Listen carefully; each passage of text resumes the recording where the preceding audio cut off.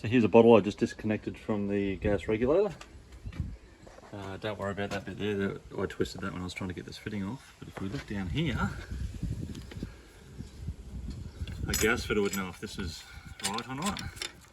Let's undo this fitting. Pretty easy. Look at that, a nylon olive. And it looks like they've repaired the pipe because there was another one down here.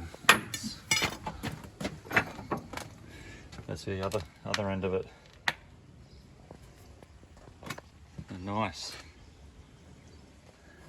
Well, here we go. I've come under the house to check the gas line. Let's see if I can pull it out, decommission it. And here it is, just running along the ground down here, all the way through there. Not sure if there'll be any other dodgy joiners on there. Through to there. Oh, there's a bend over there.